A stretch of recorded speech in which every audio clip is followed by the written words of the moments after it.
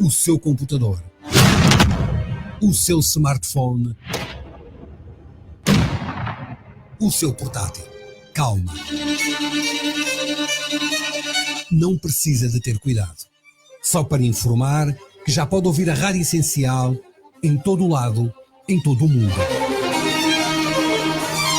Em www.radioessencial.co.ao. Rádio Essencial, uma rádio de palavra, e a palavra circula na internet.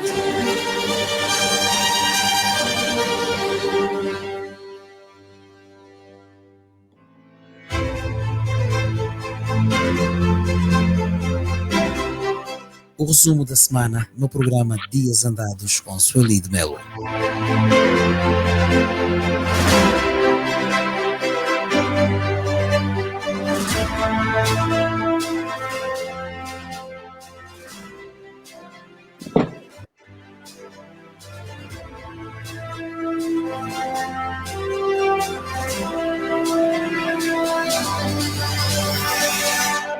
De um tempo a esta parte, virou moda os ministros queixarem-se que os angolanos estão a fazer muitos nenés e justificarem assim a incompetência generalizada que dia após dia serve de trampolim para a indigência a qual os mongoleses estão atirados. Como se diz por aí, na outra vida devemos ter sido o povo que preferiu Barrabás a Jesus, o mesmo povo que atirou pedras à cruz e que por isso merece o governo que tem.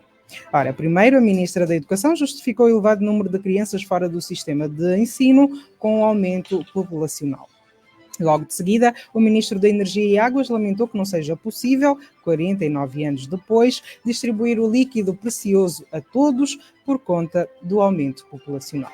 Agora, a Ministra das Pescas revelou que o pescado não chega para todos por culpa do aumento populacional.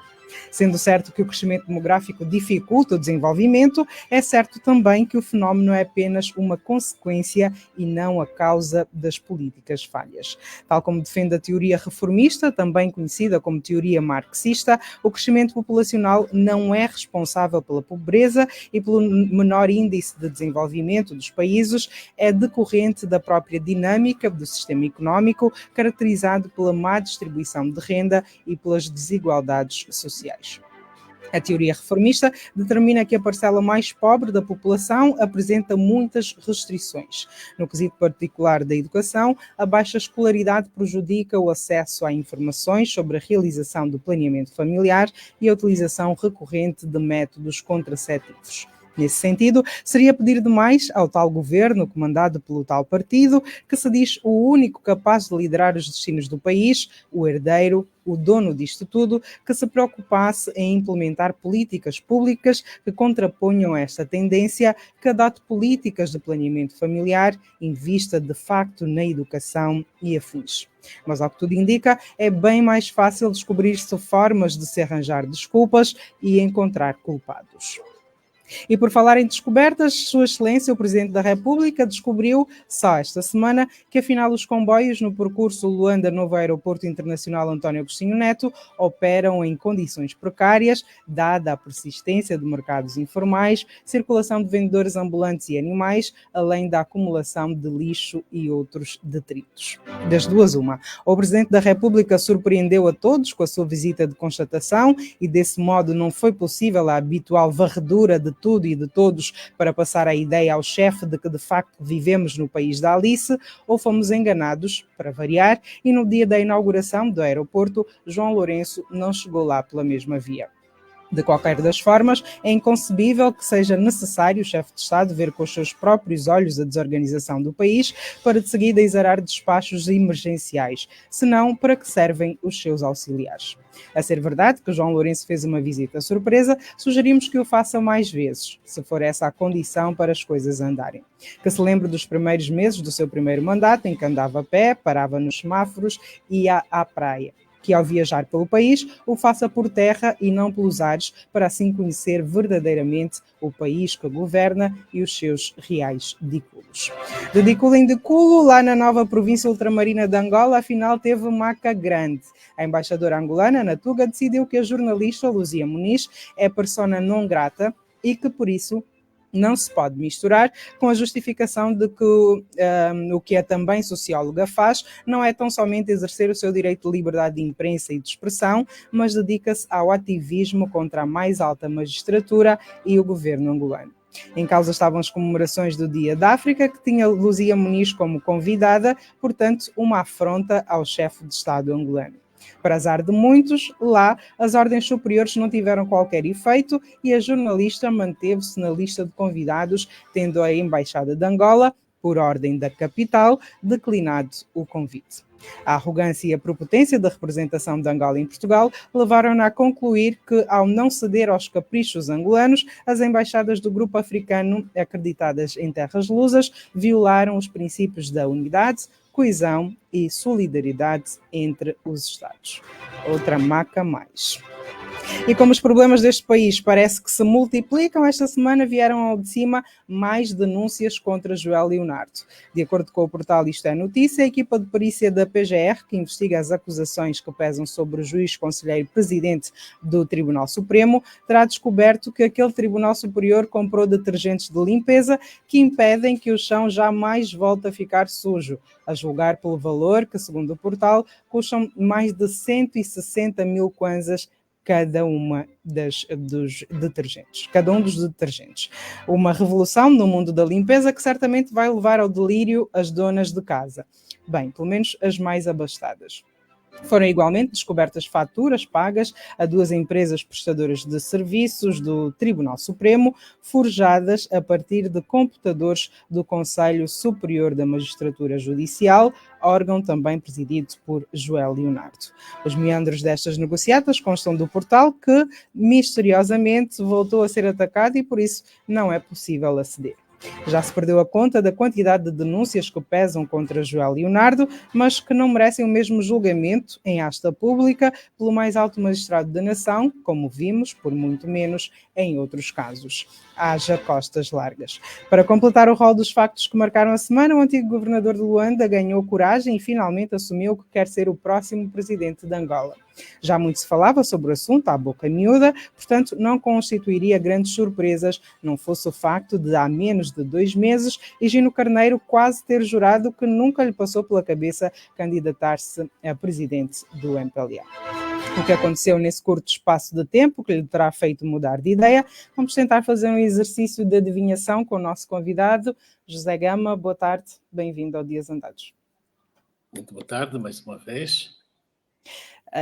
Começamos mesmo com este assunto. Achas que Higino Carneiro de facto mudou de ideias ou na altura em que lhe foi questionado ainda não era o momento certo para se pronunciar a respeito?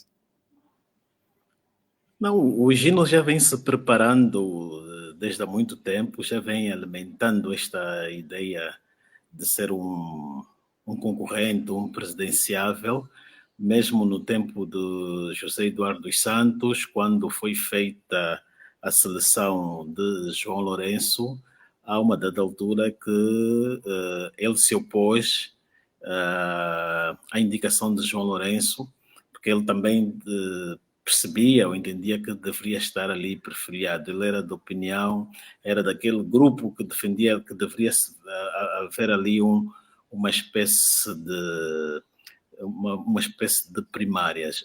E Gino tem as suas memórias e ele escreve que este é um desejo, um desejo não, que é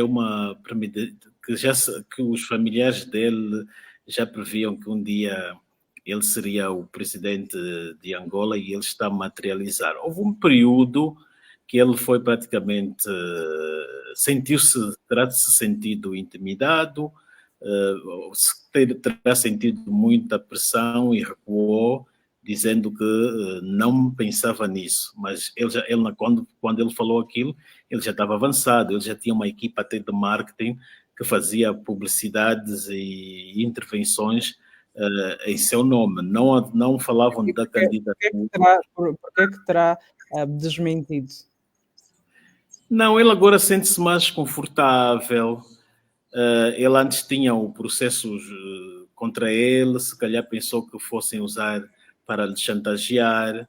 agora está mais à vontade, já teve um encontro com o Presidente da República. No início de março, no aniversário do Presidente, aniversário ele já foi convidado, estiveram a conversar. Então ele vê que o ambiente já está favorável a ele, que se calhar não lhe vão hostilizar ou não lhe vão bombardear ou criar outros artifícios para vetar ou manchar ou prejudicar a sua candidatura, e ele agora vê que o momento está bom, fez as pazes com o presidente, se calhar prestou ali alguns esclarecimentos. Agora, só que ele recentemente foi lá, o CAP dele, como os estatutos do MPLA dizem que há uma norma a dizer que as candidaturas devem partir devem começar a partir dos CAPs onde as pessoas estão inseridas, e ele parece que tentou fazer qualquer abordagem no seu CAP e sentiu que foi bloqueado, e ele veio em público denunciar que havia desorganização dentro do CAP e, por conseguinte, dentro do partido o MPLA. Portanto, ele fez um recuo fez uma correção estratégica.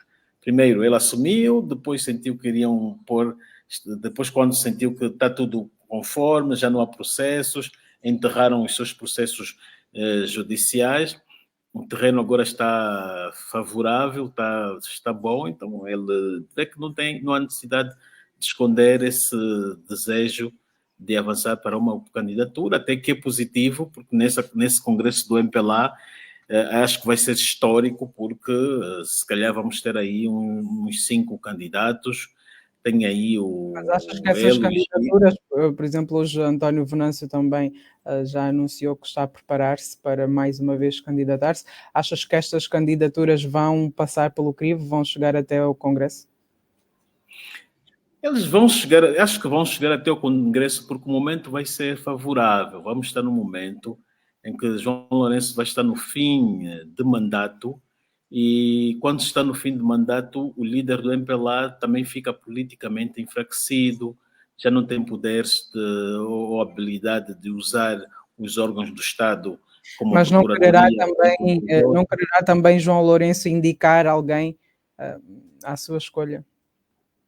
Eu acho que ele poderá indicar alguém, poderá impor alguém, ou ele próprio também se impor em violação aos estatutos e depois lutar via Tribunal Constitucional, né? Quem quiser depois se opor, que vá ao Constitucional, para o Constitucional tomar ali uma decisão. Enquanto isso, e ele pode depois orientar o Constitucional a não responder, ou levar aí 1 ano ou 3 anos ao responder depois de 2027. Pode também fazer isso. Temos que ver que no Tribunal Constitucional ele colocou alguém que tem uma cultura de obediência a ele e ao seu executivo, que não tem autoridade para ir contra uma decisão ou uma orientação dele. Então, ele concorre, ou ele próprio, para a sua própria sucessão a nível do partido, e depois vai dizer aos outros, quem não está satisfeito, então que vá recorrer ao Tribunal Constitucional. E nós já sabemos como é que são os nossos tribunais. Mas, segundo os estatutos, o líder do partido deve ser o cabeça de lista. Ele pode fazer isso, conforme eu estou a dizer. Ele vai pedir aos outros, para depois, quem tiver reclamação, que vá ao Tribunal Constitucional. E este depois pode levar 5 anos, ou 4, 3 anos, para responder, não vai ser obrigado a responder. Como disseste há bocado, João Lourenço está em fim de mandato e tu próprio disseste que nessa condição fica enfraquecido. Achas que dentro do partido estariam dispostos a aceitar João Lourenço como cabeça? Há grupos de históricos veteranos que, pela dinâmica, pelos trabalhos que estão a fazer a nível das suas candidaturas, eu penso que vai haver ali uma frontazinha. Não vai haver, nem todos vão concordar. Há um grupo do Breu Político, o Comitê Central, de jovens, sem histórico partidário, sem histórico político, que entraram há pouco tempo. Estes podem apoiar o presidente como forma de gratificação também por aquilo que ele fez, né, colocando-os nestes órgãos do partido. Agora, aqueles mais velhos que não devem nada a ninguém vão se levantar e tentar forçá-lo a cumprir a letra o que os estatutos dizem e também aquilo que a Constituição determina. Eu penso que vai acontecer isso, semelhante àquilo que aconteceu com o presidente José Eduardo dos Santos.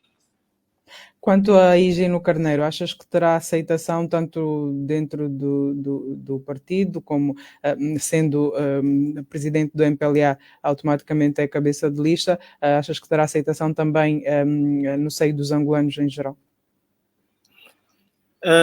A nível do partido, o Higino é visto como um indivíduo empreendedor, empresário, que ajuda as pessoas. Pode ele não ser visto como um presidenciável, mas ele tem uma certa aceitação. E há um gesto aqui bom, plausível, que em África, quando se está num regime não democrático em pleno como o nosso e que as pessoas apreciam, é a coragem. E ele revela aqui uma certa coragem ao vir publicamente, de forma antecipada, a declarar que vai concorrer ou que tem essa pretensão, e depois já vê-se reações também a nível do partido, do MPLA, de diversas formas. Ele mal fez aquele anúncio, vimos aí nos grupos do MPLA já começaram a partilhar vídeos da Nete Nahara a bombardear o Higino Carneiro. Quer dizer que esta candidatura também, de certa forma, vai incomodar, porque a questão não é se o Higino incomoda de forma real ou não. É a questão, ele, ao fazer isso, vai encorajar, ou poderá encorajar,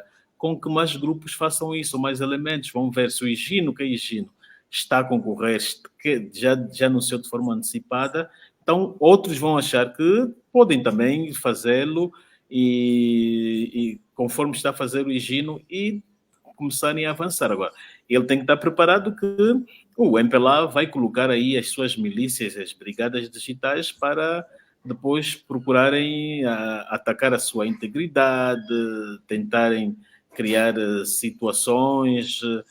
O MPLA depois pode soltar a Nete Nahara para fazer um trabalho de intoxicação à imagem do senhor. Conforme já disse, vimos há pouco tempo, já começaram a espalhar vídeos e etc. Na vez passada a Nete foi à casa dela, e sabe-se que a Nete foi para Luanda, dos Estados Unidos para a capital do país, de Angola, a convite de um grupo, e pagaram-lhe a passagem, tudo, e esteve à frente um músico, Matias Damasio, que esteve a intermediar a sua deslocação a Luanda. E uma das coisas que ela faz quando chega, é esta de ir à casa do Higino Carneiro, com câmaras de filmar e tudo, e fazer aquele espetáculo que nós todos assistimos, né? Só que a Janete depois... A viagem, essa viagem de Nete Nahara foi proporcionada com esse fim? Sim, basta ver o Higino, o Matias Damasio, que foi, e já foi várias vezes denunciado, que fez a mediação. Ele, no passado, servia ao grupo do presidente José Eduardo dos Santos. Depois ele fez o ruptura, fomos a José dos Santos várias vezes a anunciar, e passou a estar ao serviço e à disposição de grupos do presidente João Lourenço. Ele próprio até escreveu, uma vez veio ao público a dizer que está a escrever uma música e que a Ana Dias Lourenço é que o ajudou. Então, isso consegue-se perceber de que ala do regime ele agora está. Ele está numa ala conotada ao grupo, ao presidente João Lourenço. Se alguém, ele faz um trabalho para trazer a Nete Nahara dos Estados Unidos para Luanda para cumprir uma missão, então está identificado que aí há grupos lourencistas interessados que se revelaram interessados em trazer a senhora para Luanda, e se ela fez aqueles espetáculos logo que chegou, é porque é uma agenda também para triturar o Higino Carneiro por estes canais, por essas vias que nós todos já conhecemos, que é de tentarem fazer um assassinato de caráter ao nome e à imagem de Higino Carneiro.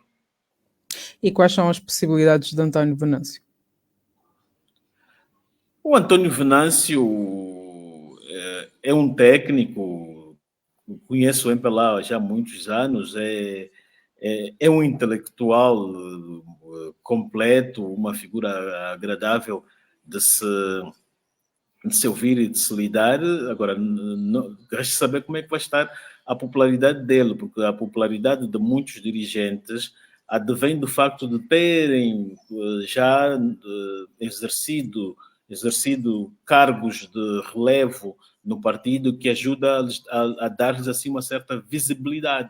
O António Venâncio não trabalhou no executivo, nem nas embaixadas. No tempo de José Eduardo dos Santos, andou nas empresas de construção, que é a área dele de trabalho.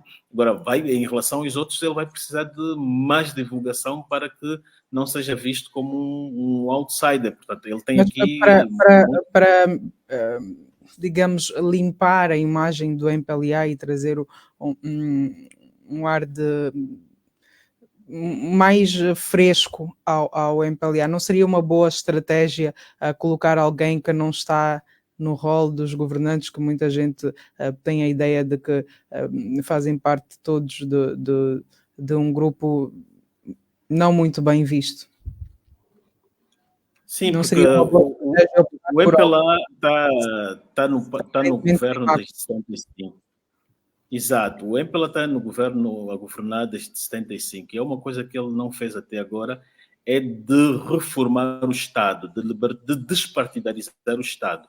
E quando falamos de despartidar o Estado, também envolve as Forças Armadas, a Polícia Nacional, os serviços de segurança ou de inteligência, e estes órgãos, excepto as Forças Armadas, perderam aquela sua nuance de entidades republicanas, e elas se revelam fiéis ao partido no poder, na sua ação. Então, todo candidato que entra também precisará de estar em consonância ou de cativar as atenções destas instituições.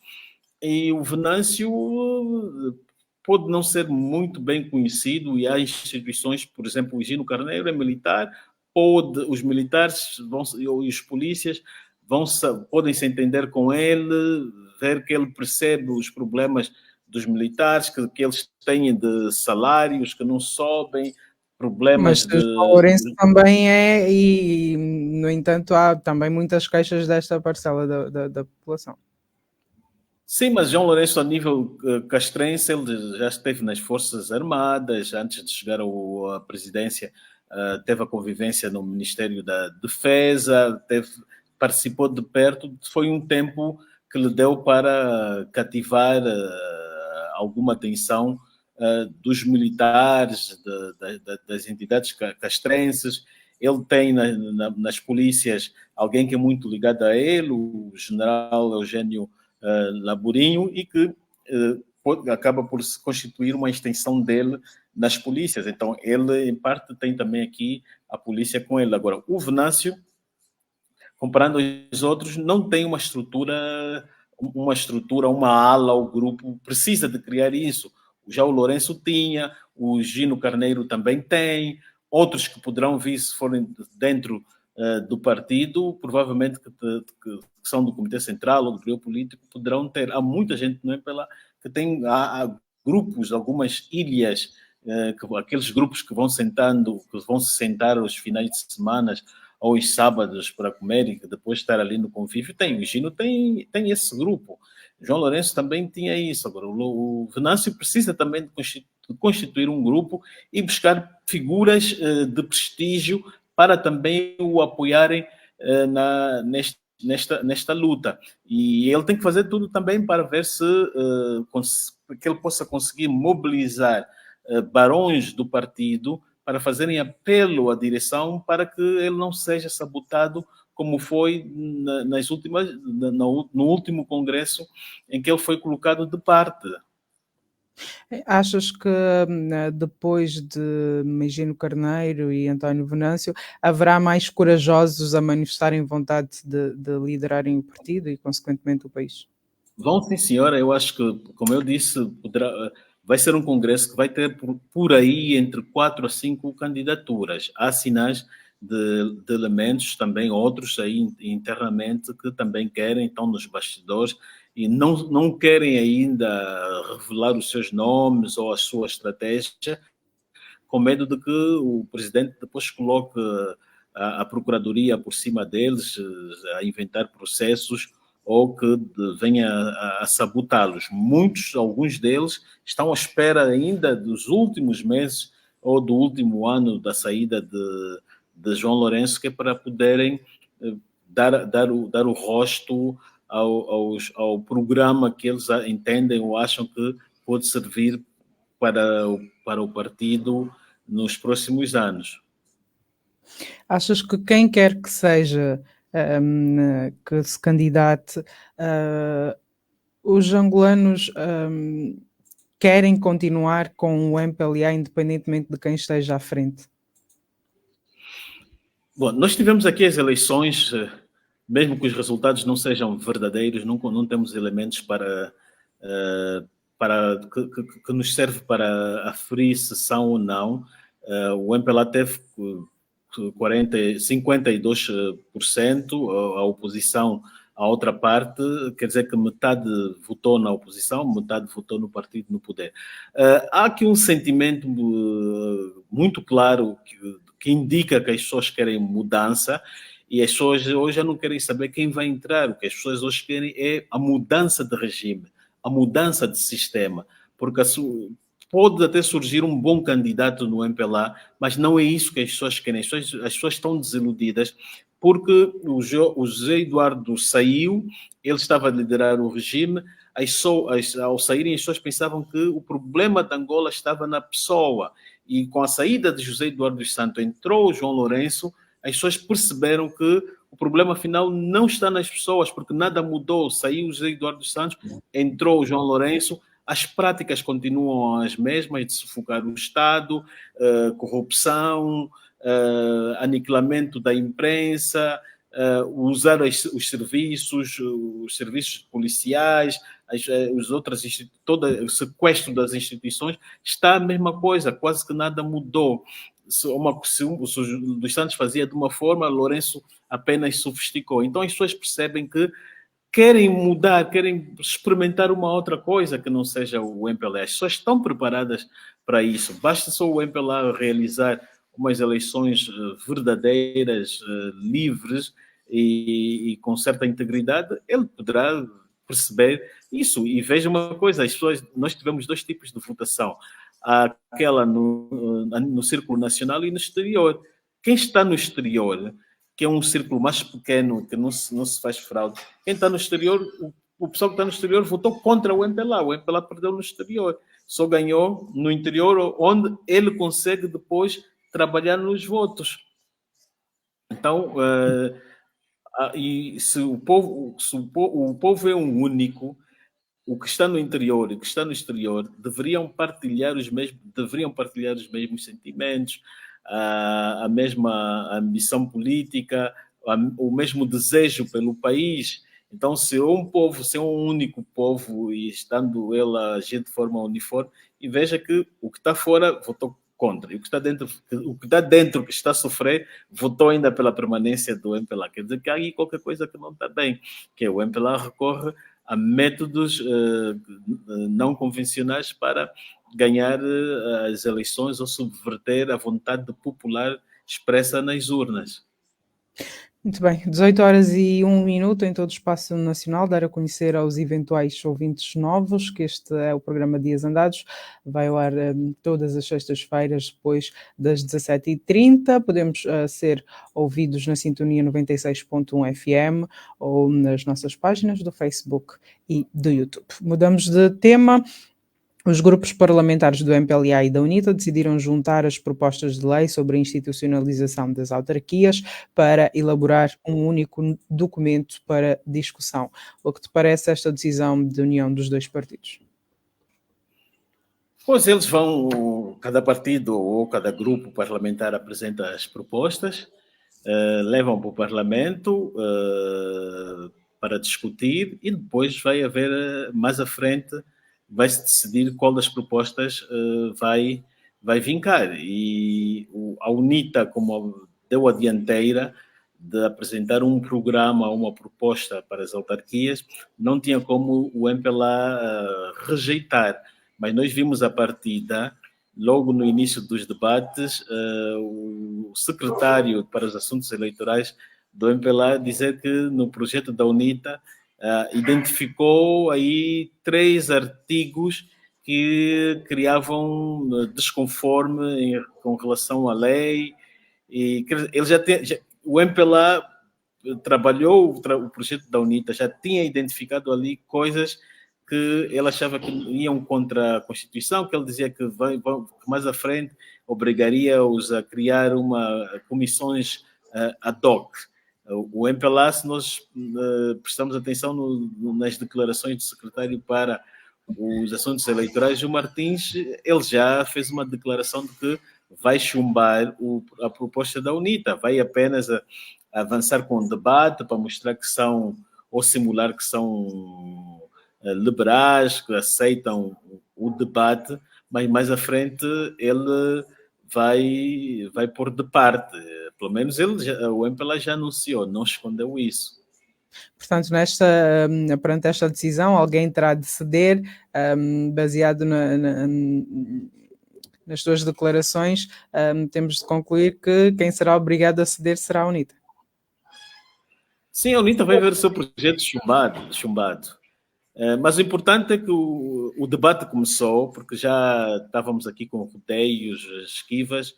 O presidente acusava que era o Parlamento que estava a criar dificuldades, os parlamentares diziam que não, que aquilo estava a depender do presidente, estavam num jogo de gato e rato. Então, com o arranque, pelo menos, já é um passo positivo, começa-se com o debate e para termos aqui mais à frente os resultados. Mas este debate, nesta simbiose entre o MPLA e a UNITA, não é uma condição sine qua non para que tenhamos um projeto único e finalmente a aprovação da institucionalização das autarquias? Não, de facto não. Ele praticamente está a começar. Já tivemos vários pacotes aprovados. Este era o único que faltava, que era para a institucionalização, que é para definir, por exemplo, qual das localidades vão ser consideradas autarquias, por exemplo, se Lubito, se Cunene, se Ondiva, se Mbucuzau, qual vai ser a designação? Vai ser autarquias ou não? Qual é a definição da autarquia? Se aquilo vai corresponder a uma certa número de populares que ali estão, a dimensão territorial. Esta é a lei mais importante que nós precisávamos e que estava a ser atrasada. E com o arranque do debate, pelo menos, revela que mais à frente vamos ter qualquer coisa. Agora, a preocupação é que o MPLA tem uma agenda que é de... ele já não traz aqui o gradualismo, mas o espírito, na sua implementação, pode ser nos termos de um gradualismo, que é hoje faz autarquias num sítio, depois faz amanhã noutro sítio, conforme está a acontecer em Moçambique, e depois vai fazendo apenas as autarquias nas localidades que ele acha que tem vantagens. Mas isso não seria algo que a UNITA estivesse disposta a aceitar? Não, a UNITA não vai, nem a UNITA, nem nenhum partido vai querer aceitar isso, mas o MPLA pode depois dar rodeios, vai dizer que em certas localidades não há ainda condições, porque para se ter autarquias, um determinado município precisa de ser também autônomo, precisa de produzir receitas que é para ele depois se desenvolver por si. Então, o MPLA pode declarar que certos municípios ainda não têm as condições reunidas e ser ele também a patrocinar por via do governo central e criar ali situações para ver retardamento. Portanto, já se viu claramente que era autarquias, né? Na tua concepção, não teremos autarquias nesta legislatura? Eles avançaram com debate, podem avançar com debate para queimar, como dizem os portugueses, encher chouriço, né? Faz o debate hoje, amanhã vão arrastando até mais à frente e vão também retardando a data. Não assim o MPA queira, ou o presidente João Lourenço queira as autarquias, porque as autarquias, raramente regimes como os nossos, de Moçambique, apreciam autarquias. O regime autoritário que as realiza é apenas a Rússia, mas ela realiza, mas tendo um controle total sobre ela e criando assim também algumas limitações. É possível que o governo esteja a ver também um formato que seja adequado, que seja semelhante também a este que a Rússia está a ter. Porque o que acontece é que as autarquias, desde o momento em que você vai realizar as autarquias, depois aquilo impede-te de fazer fraudes nas eleições gerais, porque com as autarquias, o que é que acontece? Quando nós temos em Angola as eleições gerais, nunca a CNE divulga os resultados por municípios. Então, com as autarquias, nós vamos passar a ter os resultados eleitorais por cada município que vão ser transformados em autarquias. Vamos, pela primeira vez, ter os resultados de todas as unidades municipais eleitorais. Né? Então, com estes resultados todos das autarquias que vamos ter, pode-se depois contabilizar e a pessoa vai ter a percepção de qual é a tendência de voto, né, a nível nacional. Basta só juntar todos os resultados de todas as autarquias, a pessoa já consegue ter aqui um elemento de medição, de pulsação da aceitação daquilo que o governo poderá vir a ter nas próximas eleições. Então, e amanhã, quando fazemos as eleições gerais, por exemplo, nas autarquias, o MPLA, a junção dos seus votos, por exemplo, se derem 45, e agora nas eleições gerais ele aparecer a ganhar com 60, vai-se ver que aí há qualquer coisa de errada que ele tem estado a fazer para subverter os resultados. 18 horas e 10 minutos, vamos mudar de tema. Esta semana vieram à tona novas denúncias contra Joel Leonardo. O presidente do Supremo pode ser considerada uma peça fundamental no xadrez de João Lourenço, daí tantas denúncias e nada a acontecer. Seguramente é uma peça importante, porque o presidente João Lourenço controla 3 poderes. O executivo, controlado por ele, controla o poder legislativo, por via de Carolina Cerqueira, que é uma senhora da extrema confiança dele, é a melhor amiga dele, podemos dizer assim, por esta via, ele controla o legislativo.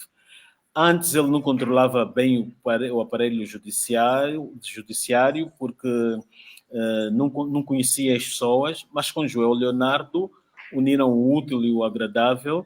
É uma figura que tem uma educação e cultura militar. Ele vê João Lourenço como um comandante em chefe e todas as orientações, tudo o que é desejo do comandante em chefe, ele está à disposição de as cumprir. Então, o João Leonardo, ele percebeu que é uma peça importante do presidente João Lourenço, porque quando há eleições, quem legitima o poder político é o poder judicial, o Tribunal Constitucional. Quem indica os juízes, quem faz os concursos públicos para a indicação dos juízes é Joel Leonardo. Então, João Leonardo e João Lourenço criaram aqui uma relação de interdependência. Um depende do outro e um precisa do outro. Embora que João Lourenço, se quiser, pode descartar João Leonardo a qualquer momento e pôr um outro ali, mas nesse momento o Joel é o que melhor cumpre, tem o seu perfil, tem um perfil de lealdade que qualquer líder autoritário iria apreciar com todo o gosto.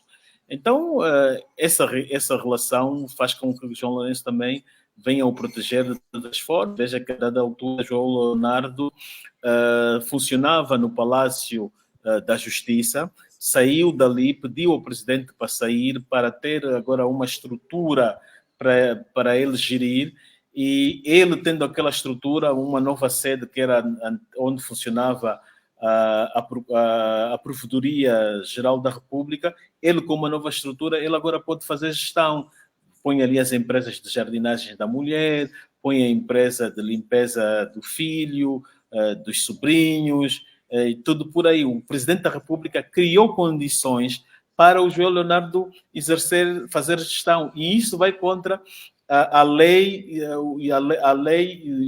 do Conselho Superior da Magistratura, que impede os juízes de fazerem gestão. Então, o presidente criou-lhe as condições e ele faz. Ele assina. João Leonardo é subscritor das contas do Tribunal Supremo. Quer dizer, que ele está aqui numa dupla função, está a julgar e, ao mesmo tempo, é um gestor público, violando a lei do Conselho Superior da Magistratura.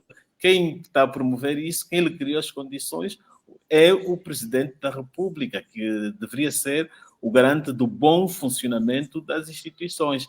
Então, ele vê que o Presidente lhe criou esse quadro todo para ele fazer gestão, para ele também se envolver em práticas ilícitas e de corrupção.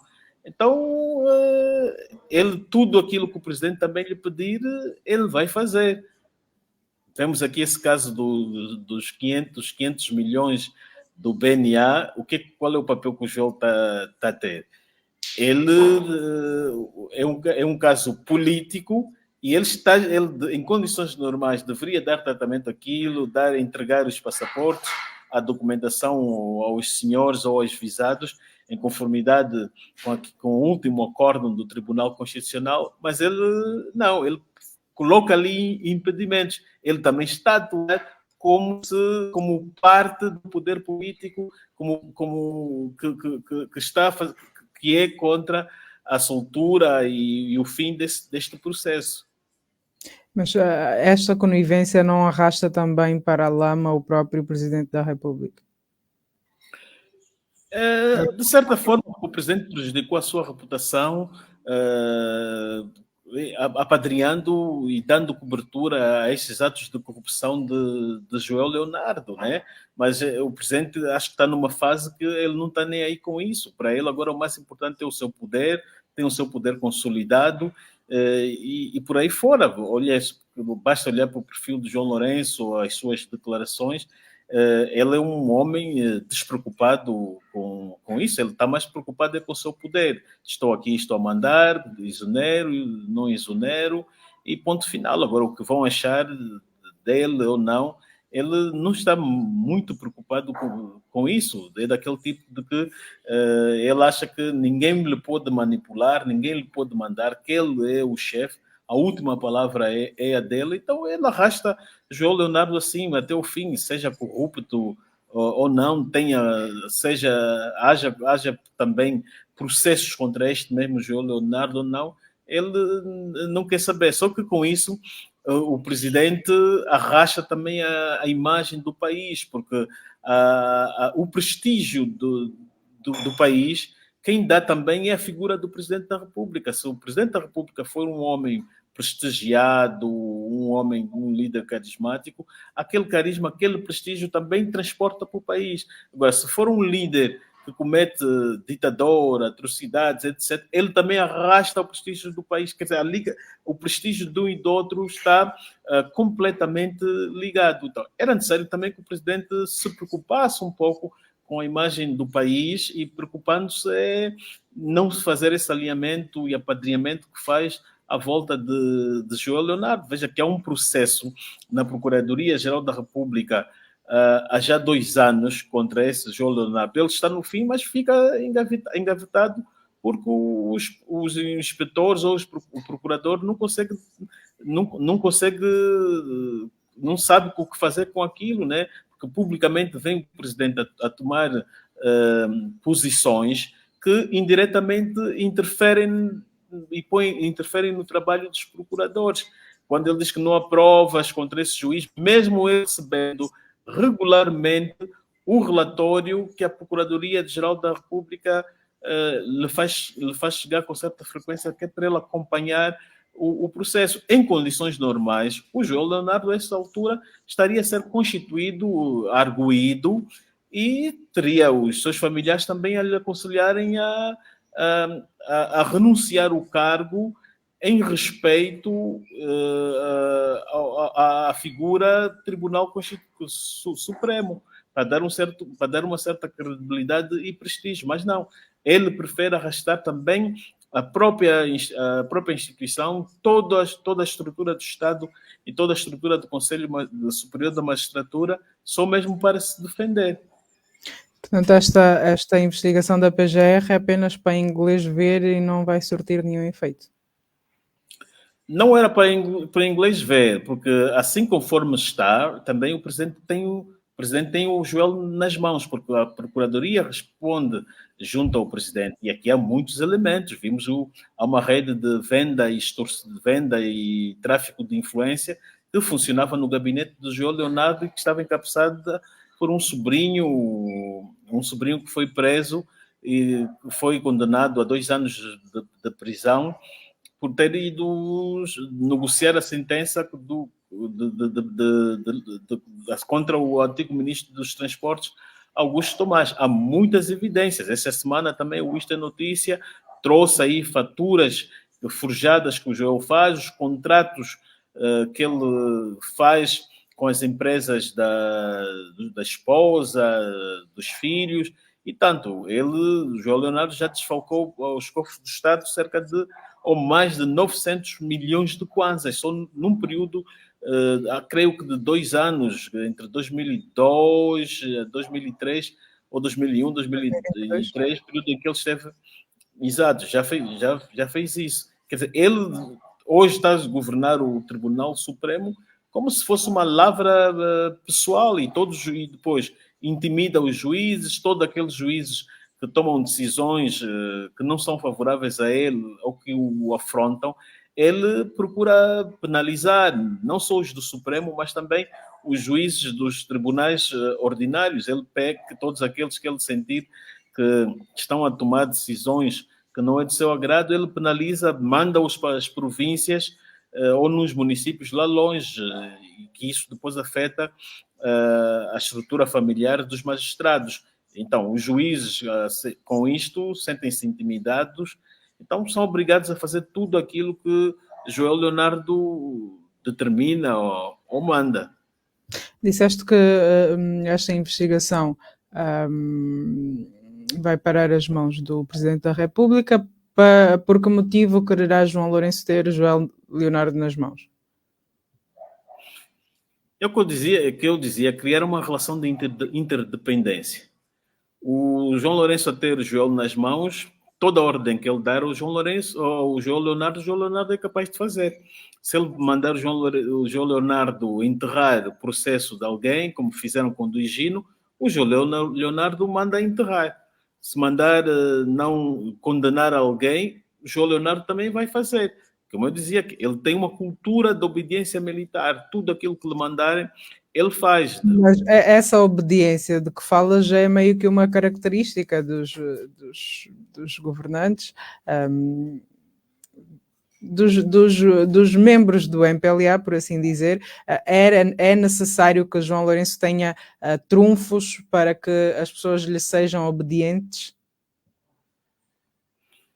Sim, neste caso especial com o João Leonardo, é a natureza, eles cresceram politicamente ou desenvolveram esta relação e ficou assim até os dias de hoje, e vê que o Presidente vem publicamente fazer defesa do João Leonardo para salvá-lo, né? E em troca o João Leonardo faz aquilo também que lhe forem a mandar, né? E o João Leonardo também não toma decisões sem também consultar o Presidente da República.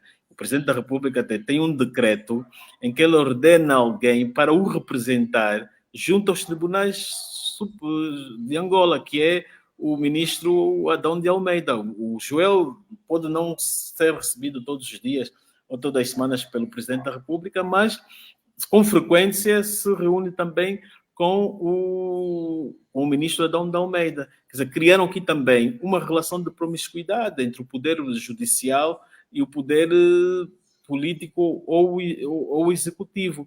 E agora, o que se requer na Constituição, nos termos da Constituição, é a total independência e imparcialidade destes dois poderes. Eles deveriam ser mesmo separados. Agora, quando tu fazes aprovar um decreto que alguém te vai te fazer representar junto a estes poderes, aqui este representante é para quê? É para influenciar, para passar a tua mensagem do chefe.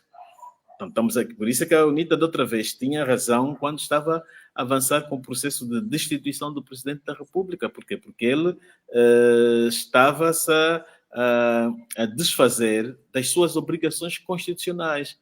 A Constituição remete-lhe para ser o garante e o defensor do Estado e do seu melhor bom funcionamento. Ele não, quando procura interferir nestes poderes todos, quer dizer, ele torna-se também num elemento que não promove aqui a harmonia funcional destes órgãos. Ele está a sequestrar todos os outros órgãos que o Estado angolano tem, né? Que é o legislativo e o judiciário. Muito bem, vamos avançar de tema, mas continuando com o Presidente da República, que, ao que parece, não gostou do que viu no trajeto Luanda-Novo Aeroporto, vendedores na linha férrea, passagem de pessoas para lá e para cá, sem o mínimo cuidado, lixo, enfim. Este, entretanto, não é um problema novo. O velho hábito de que é preciso o Presidente da República ver para crer continua, não é? Bom, quando vimos aí o comunicado, o despacho que o presidente fez, ele vai visitar o aeroporto, anda do comboio, foi fazer a visita, regressa para o seu palácio e anuncia logo um documento aí de várias páginas a tomar decisões. O que pareceu é que pareceu algo simulado que era para simular que é um homem atento, que está a trabalhar, que foi ali logo e viu coisas que não gostou e transportou aquilo para o papel.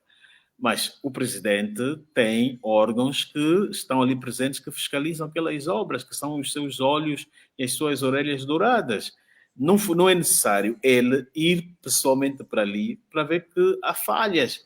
Quer dizer, ele está a produzir aqui uma imagem de super-homem.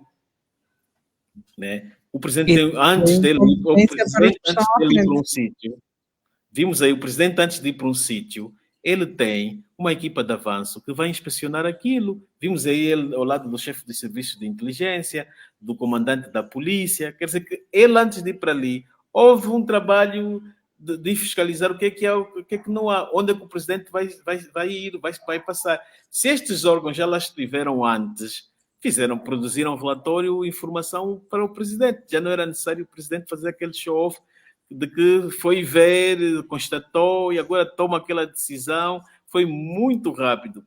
Por isso é que dizia que pareceu mais uma simulação para dar a entender que está a trabalhar. Ele está no fim de mandato, está com problemas de aceitação popular. Então, com isso, vende a imagem de que está preocupado com o andamento das obras, está preocupado com o bem-estar do povo. Então, eu vejo aqui mais como um elemento de charme que ele fez ontem, nesta visita para ir ao aeroporto. Até que eu acho que é o único presidente da África que vai visitar constantemente obras e aeroportos. A esta altura, estes constrangimentos não deveriam já ter sido superados, tendo em conta que é suposto o aeroporto começar a funcionar em pleno ainda este ano, até setembro? Sim, o aeroporto deveria até já funcionar este ano e tudo aponta que até aqui não há sinais de que ele vai começar a funcionar já. O que se quis fazer ano passado, quando se inaugurou, era mostrar a dimensão daquilo, fazer aquele festival, mostrar que havia um grupo que começou as obras, que é o grupo do anterior presidente. Aquilo estava quase que parado, tiveram que mudar de empresas, e João Lourenço, ao entrar, foi muito rápido e acelerou logo as obras para estar na sua fase final. Eu penso que o objetivo foi aquele. Agora, quando ele vai visitar regularmente, também aquilo serve para trabalhar na memória das pessoas que ele está a trabalhar, e aquilo também dá uma certa esperança que a qualquer momento ele vai começar já a operar. A Embaixada de Angola em Portugal decidiu boicotar a cerimónia oficial da celebração do Dia da África, em protesto à inclusão na lista de convidados da jornalista e socióloga Luzia Muniz, por alegadamente fazer ativismo contra a mais alta magistratura e o governo de Angola. Que mensagem é que Angola passou aos outros países africanos, eventualmente mais avançados? Primeiro, passa uma mensagem de intolerância política, uma mensagem de deselegância contra uma cidadã sua, até não é uma cidadã alheia, é uma cidadã que vive em Portugal há muitos anos, que foi da OMA, uma cidadã que participou em 75 naquele coro do hino nacional, quando o presidente António Agostinho Neto anunciou a independência de Angola. Então, não faz sentido esta perseguição, vamos dizer assim, feita contra a senhora, justamente uma senhora intelectual, uma senhora que pensa Angola, uma senhora que tem estado a fazer artigos no Novo Jornal, na imprensa, e em Moçambique também tem uma presença muito considerável nos meios acadêmicos. Então, alguém que está a pregar o ativismo, alguém que está, às vezes até faz artigos a aconselhar o presidente, não se pode considerar que alguém que está a aconselhar o presidente, mesmo que de fora, seja ativismo contra João Lourenço. Quer dizer que as mesmas práticas que faziam no passado voltaram. Isto que a Embaixada de Angola fez a mando de Luanda foi uma tentativa de linchamento contra a senhora. E não se aceita. Se o interesse, o objetivo é, neste período de 2017 até os dois, de pôr termo àquelas práticas erradas que se faziam no tempo de José Eduardo dos Santos, de se perseguir as pessoas. Agora parece que eles estão a ressuscitar novamente estes instrumentos, né? E estamos aqui diante de alguém que não é da oposição, que não é da UNITA, não é do contra, pelo contrário, uma pessoa que é independente. Nunca vimos a senhora a destratar ou a injuriar Angola, pelo contrário, várias vezes faz apresentações fora do país e sempre a fazer vincar o bom nome e a bandeira de Angola. Agora, a menos que as autoridades consideram que não a terem sob controle, então acham que tudo que ela for a fazer ou tudo que ela for a escrever seja um ato de ativismo contra o presidente João Lourenço. Portanto, é um ato muito preocupante e foi isso que a embaixadora Maria de Jesus fez, ela não ficou nada bem, né? Depois, ela nem tem necessidade dessa embaixadora de fazer isso. É uma pessoa que é do círculo privado, amiga de longa data do casal presidencial. Ela deveria ser a pessoa com toda a autonomia para não aderir a esse tipo de espetáculo que Luanda lhe mandou fazer, ou que ela também própria... Mas achas que essa ordem partiu efetivamente da capital ou terá sido uma decisão unipessoal da embaixadora? Bom, ela está a envolver a capital, que é Luanda. Se está a envolver é porque é Luanda, é o que está no documento, o que conta é o que está escrito no papel. Aquilo está lá na nota verbal. Agora, se não foi ou não, se ela inventou, mas ela está a envolver aí Luanda. Se usou o nome apenas de Luanda, agora caberia a Luanda também fazer um esclarecimento, dizer que não se opõe, ou melhor, que não vê mal nenhum nas ações da Luzia Muniz, e que aquilo foi uma atitude deliberada da embaixadora, e convidavam a embaixadora a voltar para Luanda. Seria exonerada por usar o nome das instituições de forma leviana, né? Até porque há também uma outra contradição aqui. Há dias o presidente esteve em Portugal, mês passado, antepassado, em abril, nas celebrações do 25 de abril, harmonizou-se com a comunidade, até com os chamados ativistas, que eles também consideravam que eram ativistas anti-Angola. O presidente estava ali e recebeu-os bem. Agora, por detrás, a embaixada faz este ato contra a Luzia Muniz, quer dizer que aquilo que o presidente fez foi também só para iludir, não valeu nada. Gastou-se tanto dinheiro para organizarem aquela festa, para promover uma imagem que estão em reconciliação com a diáspora, mas por detrás estamos aqui a embaixada a agredir com essa sua nota verbal uma cidadã sua. Muito bem, vamos avançar para o último tema. Foi aprovada esta semana a Estratégia Nacional de Prevenção e Repressão da Corrupção pelo Conselho de Ministros. 7 anos depois, este que era o grande cavalo de batalha de João Lourenço, 7 anos depois finalmente foi aprovada a estratégia. Podemos concluir que a corrupção tem os dias contados?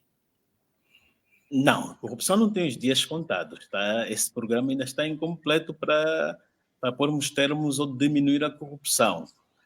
Tivemos a ver aqui, esse é um programa de... Como é que eles chamam? O programa de combate à corrupção e de prevenção à corrupção. Estratégia Nacional de Prevenção e Repressão à Corrupção.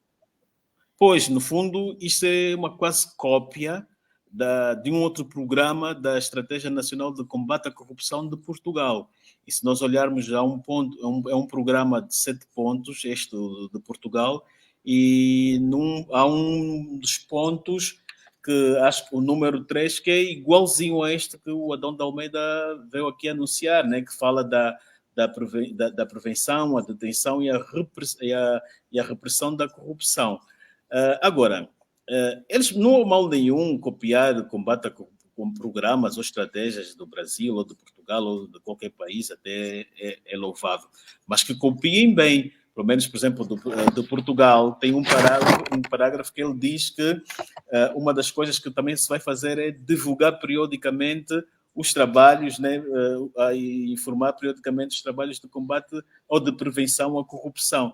Porque informar é uma estratégia, é uma forma também de transparência. Porque quando tu estás a promover a transparência, quer dizer, estás a combater a corrupção e estás a promover a transparência. E outra coisa também que os outros países têm é envolver também o setor privado e aprovar uma lei anticorrupção. Portugal tem isso, que envolve o setor privado. Todas aquelas empresas que se envolverem em corrupção podem também ser penalizadas. Por exemplo, nessa estratégia que se divulgou aqui, ela envolve apenas 2 instituições, que é a IGAI, que é no primeiro eixo que eles falam, que é da prevenção e na detecção, e depois a PGR. Então, deve-se envolver também o setor privado. Quem vê essa estratégia, por exemplo, empresas que por detrás vão recebendo contratos, olha, recentemente tivemos aqui aquele programa, esta compra dos autocarros que o presidente fez por via do grupo Opaia.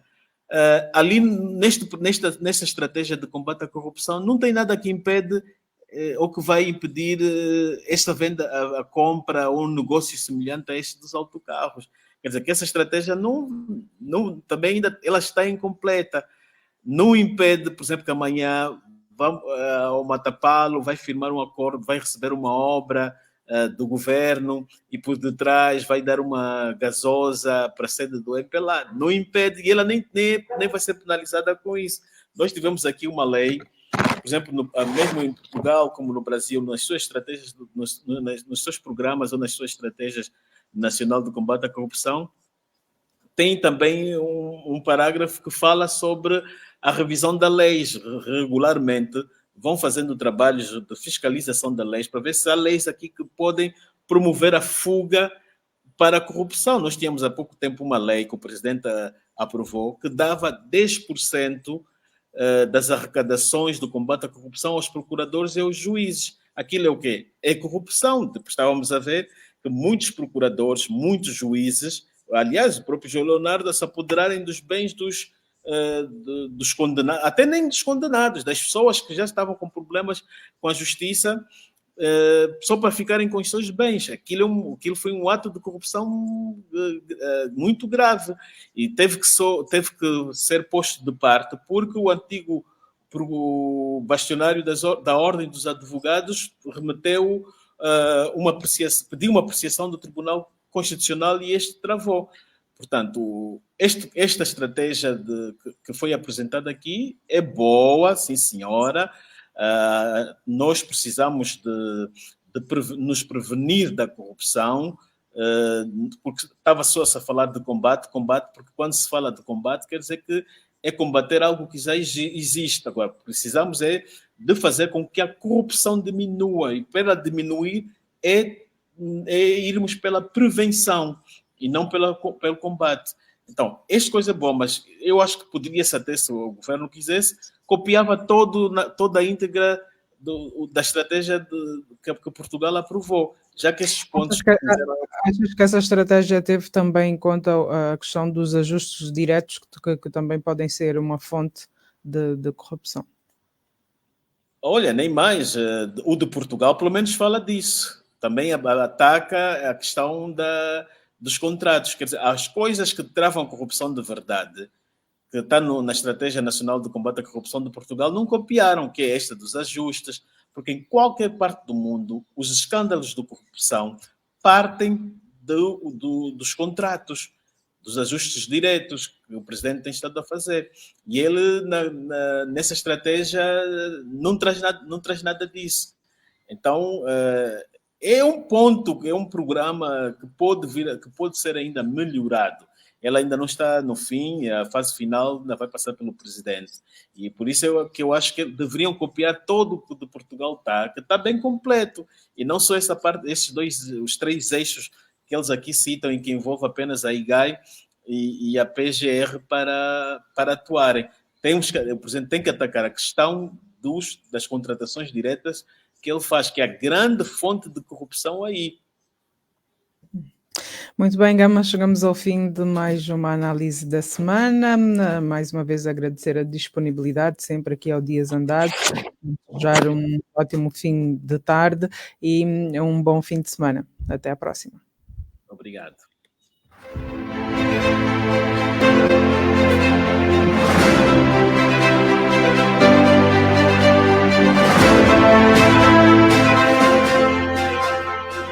(18h40) é a altura de ouvirmos as perguntas sem ofensa de Geraldo Embaló. E agora, pergunto eu, com Geraldo Embaló, todas as sextas-feiras, depois das 17h30. Rádio Essencial, em 96.1, uma rádio de palavra. Perguntar não ofende. Seja bem-vindo, querido ouvinte, a este seu espaço onde perguntar não ofende, no final de mais uma semana que deu início ao mês da criança. Esta semana foi Dia Internacional da Criança e em Dia Internacional da Criança, porque tem crianças pelas quais não há nada que não faça para garantir as seguranças básicas, os direitos que também estão plasmados entre os direitos oficiais da criança. Ao mesmo tempo que celebro as minhas, não posso deixar de pensar na injustiça inerente ao facto de que os desequilíbrios causados por ações de adultos resultam em que milhões de outras crianças que deveriam ter não tenham a sorte e a segurança das minhas. Tudo porque adultos levam nações à ruína, porque investem em carros em vez de no sistema de educação, porque roubam os fundos para o saneamento, porque preferem investir na sua própria imagem e na sua manutenção do poder do que investir no sistema de educação, porque escolhem tantas vezes a guerra em vez da paz. Porque adultos resolvem entrar em guerra. Há neste momento perto de 500 milhões de crianças expostas aos horrores da guerra, à morte, à mutilação, à perda de entes queridos que deveriam cuidar delas, crianças condenadas sem culpa a sofrimentos inenarráveis, incompreensíveis e, sobretudo, absolutamente injustificáveis. 1 milhão de crianças vive a fugir de bombardeamentos em Gaza, a ver as mães e pais mortos, ou por esses bombardeamentos, ou por soldados israelitas, veem as suas escolas, hospitais a irem pelos ares, têm acesso a 5% da água que tinham antes do inferno em que Israel tornou Gaza. 9 em cada 10 crianças mergulhou na pobreza extrema que as faz passar fome desde a intervenção israelita. No Sudão, 12 meses de guerra colocaram 24 milhões de crianças em risco de catástrofe geracional. Comprometimento da sua sobrevivência absoluto, a violentação dos seus direitos à proteção, à educação, à alimentação, à saúde. Entre 70% e 80% dos hospitais fecharam desde o início da guerra no Sudão. As Nações Unidas registaram um aumento do recrutamento infantil, com pelo menos 20 mil crianças soldados, e um aumento na violência sexual contra crianças também no Sudão. Esses milhões de crianças em guerra correm o risco de aumentar, porque esta semana foi marcada a atualidade com uma reação russa à autorização dos Estados Unidos para que a Ucrânia use armas de longo alcance para atacar alvos em território russo. Putin respondeu que pode bem fazer o mesmo e começar a fornecer armas para ataques em nações ocidentais, o que pode se traduzir num escalar até uma terceira guerra mundial que vai comprometer depois a segurança de milhões de outras crianças, para além destes 500 milhões que já têm a vida comprometida. Que sorte têm as crianças que estão abrigadas destes horrores de alguma forma, que falta de sorte têm as que não estão, e como se pode tornar frágil, graças à ação de adultos, essa segurança que nós pensamos poder dar às nossas crianças. E mesmo aquela segurança que pensamos que conseguimos dar é segurança que evidentemente não chega, querido ouvinte. Em Dia da Criança não é possível esquecer, nem devemos tentar esquecer, que aqui bem perto, entre nós, mais de 4 milhões de crianças passam fome. 4 milhões, mais do que a população inteira da vizinha Namíbia, que não chega aos 3 milhões. Estamos a falar de uma nação de crianças famintas dentro da nação angolana, querido ouvinte. Segundo a Unicef, quase 40% das crianças angolanas vivem em estado de desnutrição crónica. E a desnutrição é responsável por metade da mortalidade infantil, sendo que a outra metade morre maioritariamente por falta de cuidados de saúde, por falta de saneamento, etc.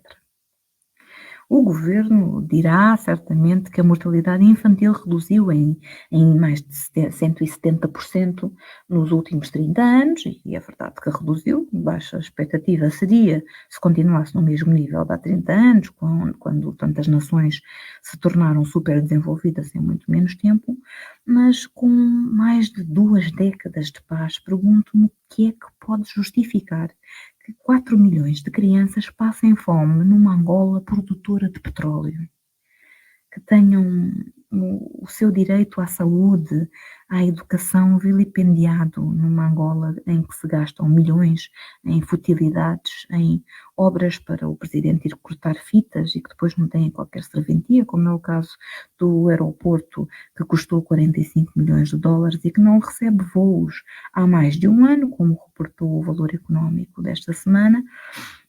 Um país em que os representantes do povo, até ao ano passado, quando a ministra anunciou um corte de regalias, tinham direito à renovação de frotas de Lexus e de VX protocolares. E agora pergunto eu, Esses 4 milhões de crianças que não têm a sorte de comer o suficiente, quem é que os representa? São estas pessoas dos BX?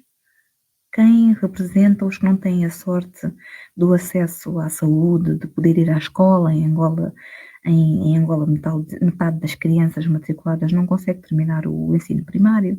Cerca de 30% é excluída do sistema de ensino. Por que é que esses direitos não são, na prática, universais e há uns com mais sorte do que outros? Quem representa os que não têm essa sorte e que estão entre nós? Li a propósito dessa nossa representação máxima um texto no Folha 8 que como de costume recomendo a leitura e que lembrava no título que as crianças do povo também são angolanas. E esse texto referia as palavras do nosso representante máximo pelo dia 4 de junho, que depois do Dia Mundial da Criança, no primeiro dia de junho, assinala o Dia Mundial contra a Agressão Infantil. E então dizia o chefe que, através da sua página online, fazia um apelo, e passo a citar, à consciência de famílias, lares de acolhimento, escolas, igrejas, agentes da ordem, para garantirmos a devida proteção a este ser vulnerável e que não deve haver qualquer justificação para qualquer dano à criança. O autor do texto, no Folha 8, responde coberto de razão e faço minhas as palavras dele: é preciso ter muita lata. Lembra também que há 20 milhões de pobres, há crianças a morrer à fome, muitas famílias abandonam as suas cobatas e as suas aldeias à procura de qualquer coisa que sirva para enganar a barriga vazia. As crianças são geradas com fome, nascem com fome e morrem pouco depois com fome, no país governado há 49 anos pelo partido do Presidente-General e que permite o descalabro na vida das crianças angolanas. Vale a pena repetir, é preciso ter muita lata. A realidade das crianças nas aldeias a andarem quilómetros para encontrar qualquer coisa que comer não me é abstrata de todo. É verdade que a fome já deixou de ser uma realidade abstrata para a maioria dos angolanos, que passou a ver os caixotes do lixo rodeados de crianças, ou a multiplicação das crianças à porta das lojas dos supermercados na esperança de receber qualquer coisa para comer, ou muitas vezes qualquer coisa para levar para os seus em casa.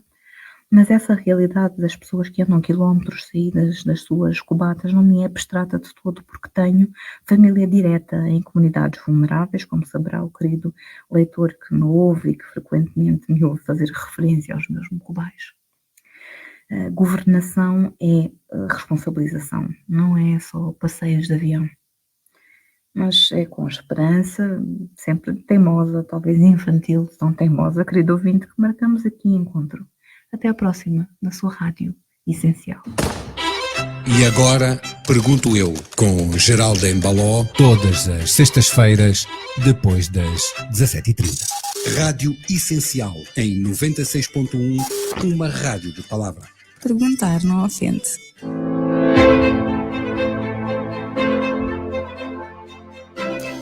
Dezoito horas e 51 minutos, já a caminhar a passos largos para o ponto final desta edição do programa Dias Andados, referente ao dia 7 de junho de 2024.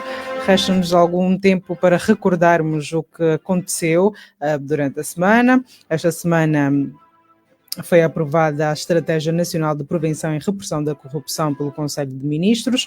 O documento visa adotar medidas para melhorar os sistemas de prevenção, detecção e responsabilização de situações e ações corruptas.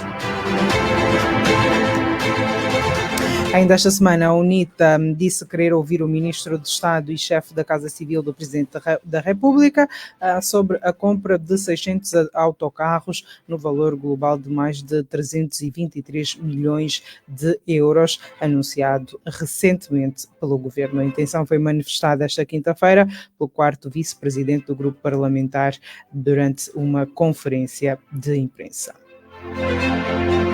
Ainda esta semana ficamos a saber da união do MPLA e da UNITA na elaboração de um único documento para a aprovação da lei que está em falta para a institucionalização das autarquias.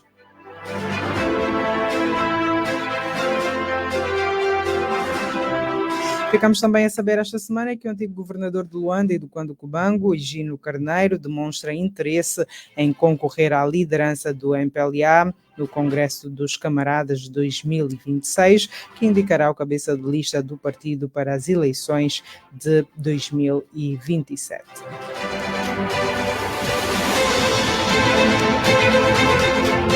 Foi também destaque aqui na Rádio da Palavra a equipa de perícia da Procuradoria-Geral da República, que investiga as acusações que pesam sobre o juiz conselheiro presidente do Tribunal Supremo, Joel Leonardo, identificou pagamentos de produtos de limpeza a uma empresa prestadora de serviços a preços elevados no valor unitário de 165 mil kwanzas. De acordo com o portal Isto é Notícia, nos dias que correm e com um montante semelhante, seria possível adquirir perto de 100 unidades de 1 litro cada do mesmo produto. O movimento de estudantes angolanos já garantiu esta semana que vai mesmo manifestar-se contra a subida do preço dos autocarros de 50 para 150 kwanzas nos próximos dias. O presidente do MEIA, Francisco Teixeira, avança que o movimento está a fazer a recolha das assinaturas dos estudantes para, na quinta-feira, remeter o documento ao presidente da República. Ainda esta semana, a proposta de lei que altera a lei antidopagem no desporto foi aprovada na Assembleia Nacional por unanimidade, com 162 votos. O diploma foi requerido com caráter de urgência pelo Presidente da República para uma ligeira adequação de alguns desalinhamentos que poderiam levar a sanções internacionais. Ainda no desporto, o Ministro da Juventude e Desportos reconheceu esta semana que o estado de algumas instalações desportivas no país é crítico. No encontro com os jornalistas, Rui Falcão afastou qualquer possibilidade do estádio da Cidadela ser demolido, mas adiantou que brevemente, quer o 11 de novembro, quer a Cidadela, vão passar para a gestão privada mediante concurso público. Estes foram alguns dos temas que marcaram esta semana. Desta forma, colocamos agora sim um ponto final a esta edição, com a promessa de voltarmos já à próxima semana. A equipa é a mesma de sempre, composta por Rita Fernandes, Mercedes de Andrade e Nilton Ventura. Nós voltamos à próxima semana. Até lá. Passe bem.